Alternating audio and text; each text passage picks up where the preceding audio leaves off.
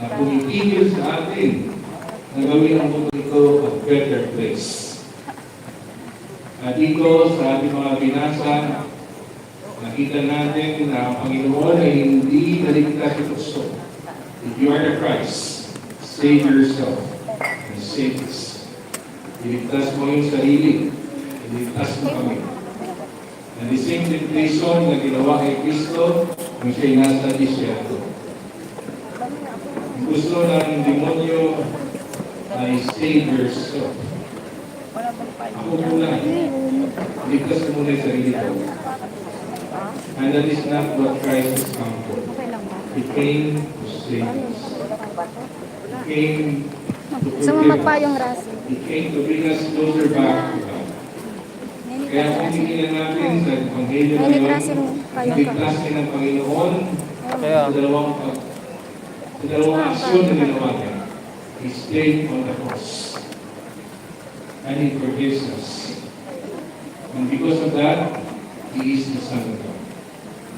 He has come to save us. Sa buhay natin ngayon, titignan natin sa mga characters na mga binasa natin, saan ba tayo doon?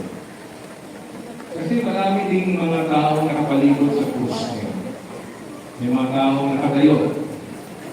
Nasa malayo.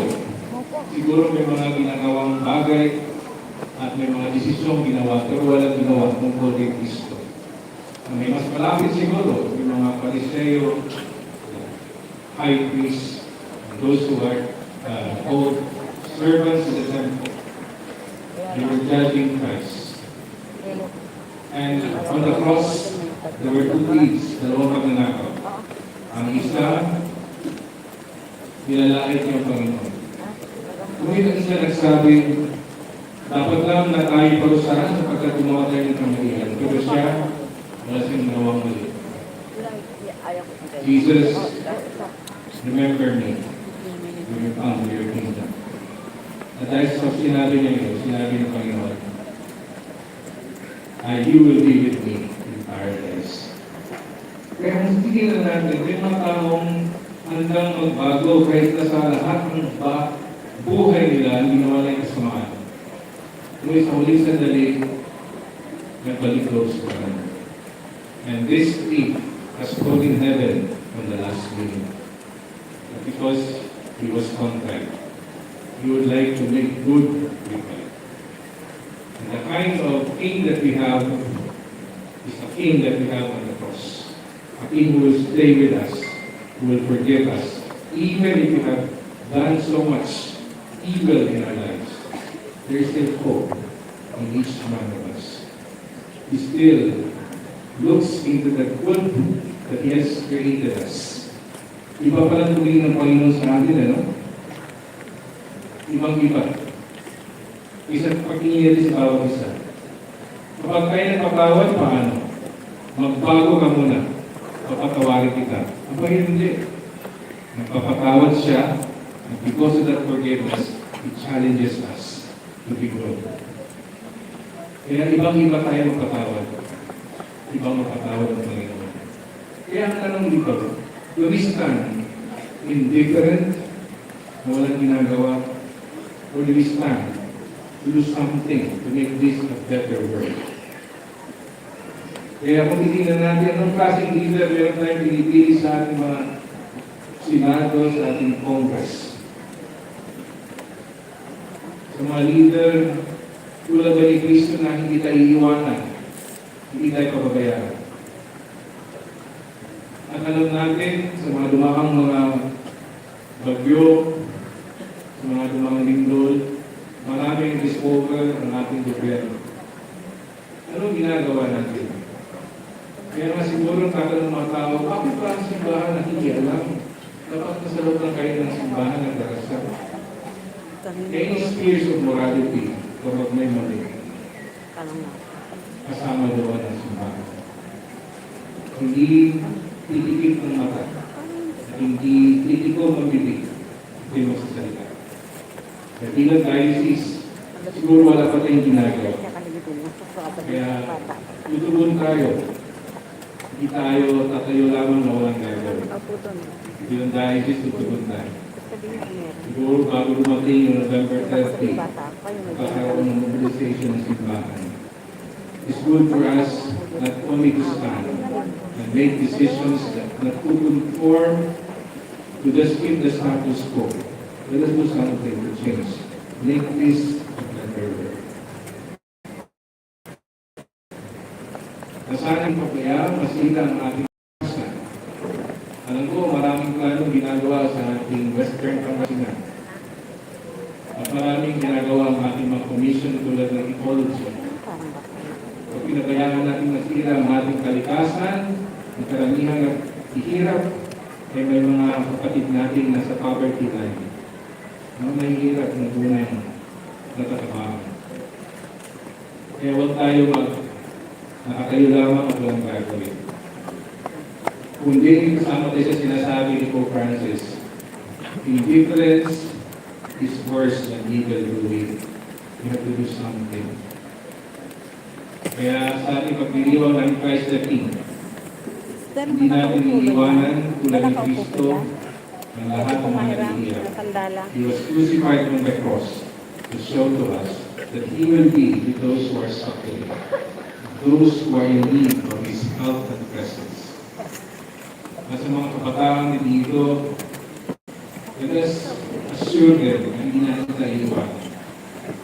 Ako yung nagaling sa isang university na nagkaroon kami ng research kung bakit ang daming gustong magpatiwakal, magkaroon ng tendency for suicide. At nabigla kami sa pinag-aralan namin, 20%. Kung meron kayo 40,000 students, kung may 8,000 students, nakatayo sis. Sa likod kami nakatayo. bakit? Maraming dahilan. Gusto mga dahilan sinasabi, wala silang nakakausap, wala silang kasama, para sila nag-iisa. There's no one to listen to them, especially in their difficult times. But the kind of Jesus Christ we have, that Jesus Christ has stayed with us, and is still staying with us for those who are being crucified. We will not be indifferent. We will create a change. If Christ is truly our King, let's follow His lead. And kung ano ba yung kalooban ng Diyos kung saan tayo ngayon, sana yun ang iindasal natin bago matapos itong Christ at celebration. Sabi ni St. Catherine of Siena, ang kanyang dasal, Lord, what is your will for me today? And I will do it.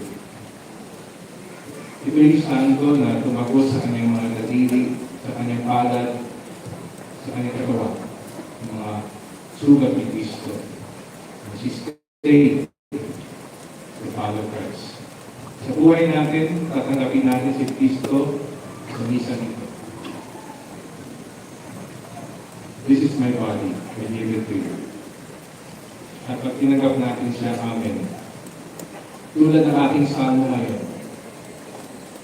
ang salmo natin ay papunta sa bahay ng Diyos. Tatanggapin natin ng Panginoon sa misa nito. At pag sinabi natin Amen, so be it, Lord. Ito yung buhay ko. Ibibigay ko sa inyo. At sana ang Panginoon ay magpapalaya sa atin kung may mahadlang sa atin sumunod sa Kanya. Let us be present to the Lord. Let us be present to one another, especially to those who are suffering in our midst. We all stand. Eksakto lang. Yung home.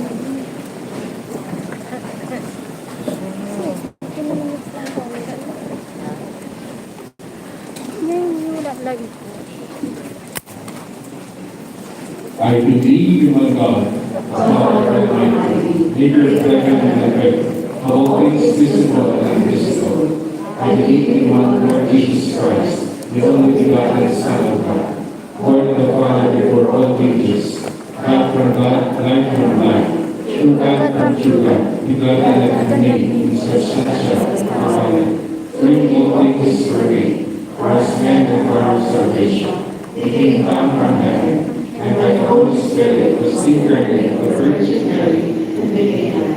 For our sake He was crucified under Pontius Pilate. He suffered death and was buried, and rose again on the third day in accordance with the Scriptures.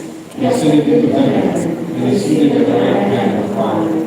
He will come again in glory to judge the living and the dead, and his kingdom will have no end. I believe in the Holy Spirit, the Lord, the giver of life, the sons of the Father and the Son, who the Father and the Son is Lord and Lord God, who has spoken to the prophets.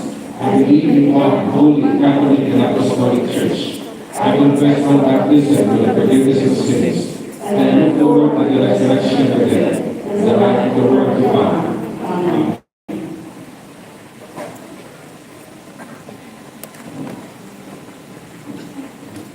Gathered together as God's family in the solemnity of Christ the King of the universe, let us present our petitions to our Heavenly Father with the needs of all Sabi mankind mo, and our hallelujah. own. Let our response be, Heavenly Father, Sabi hear niya, our hallelujah. prayer. Heavenly Father, hear our prayer.